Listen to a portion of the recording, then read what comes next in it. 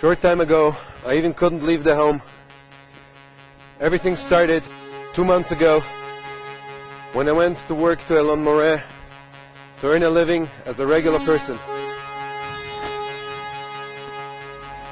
When I was on my way, suddenly I spotted an Arabic truck which was detouring the military control post,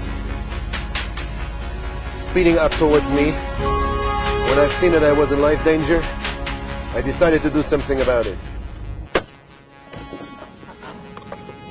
I jumped out of the car. I shouted twice to stop. He've seen me, he've heard me, and he came straight up to me. I shot one single bullet. Seemingly it hit him. Baruch Hashem, I'm still alive. When I came to work, my boss, he was asking me that immediately go and call Honeinu. And now, I'm here. Till this point, that B'ezrat Hashem, the organization Honeinu is helping me to move freely.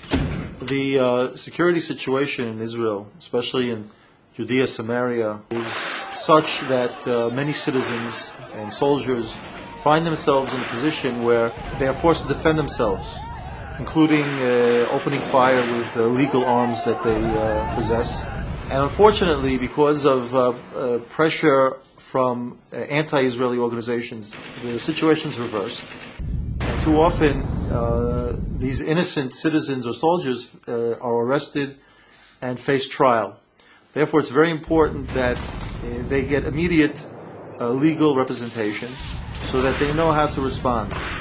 It's obviously also very important that they know that there are people who stand behind them and that they're not left to fend for themselves.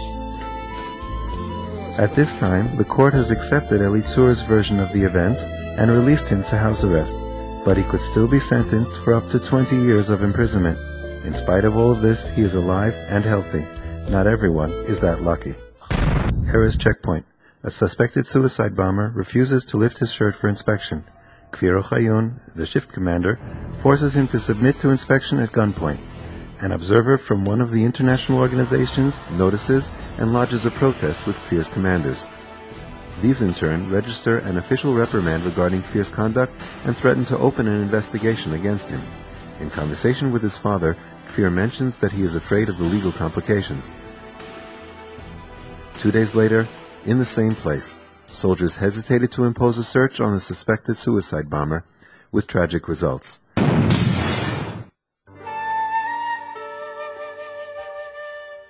The terrorist blew himself up near the soldiers, and Kfir Ochayun died on the spot.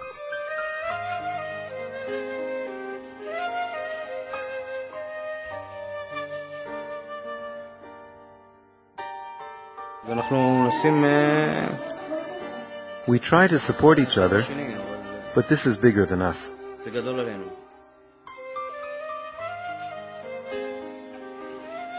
I have one regret, that I didn't know then about Honeinu.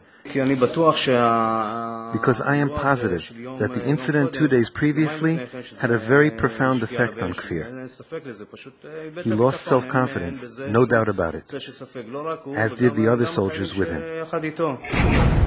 Irit Albert is at home with her son in Yitzhar.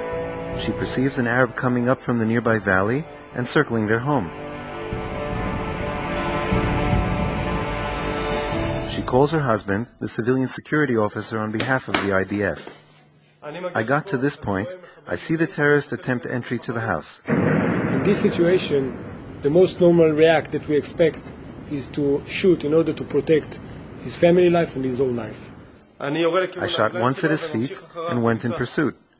He continues to run, and I proceed with routine arrest procedure. Even though he acted correctly and the army justified his action, he's still under investigation by the police. Tulkarem area. An Arab car runs a police barrier and speeds away. Sergeant Ophir Avraham, on the command of his superior officer, sets out to arrest the suspect. After a lengthy chase, he shoots and injures him. The suspect, a fugitive prisoner, dies en route to the hospital. Now, 8 years later, a father of two and employed by the Mekorot Water Company, through pressure from anti-Israel organizations, Ophir is facing charges for manslaughter.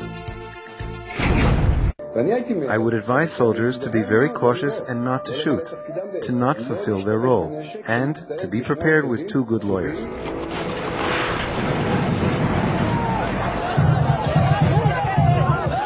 A soldier who completes his service without any complications is simply lucky. I served in Hebron twice, and during both stints I was brought to trial.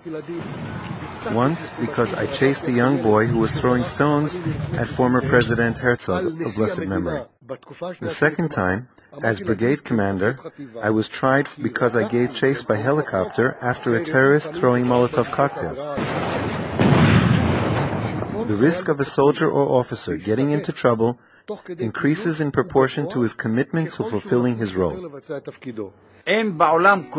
Nowhere in the entire world is there an army as ethical as ours. Nowhere in the world are there soldiers as ethical as ours. Sometimes they find themselves in very complicated circumstances, and then they need to stand trial. They need help and encouragement. Turn to Chonenu, and the Almighty will show you grace and bless you with assistance from heaven and earth.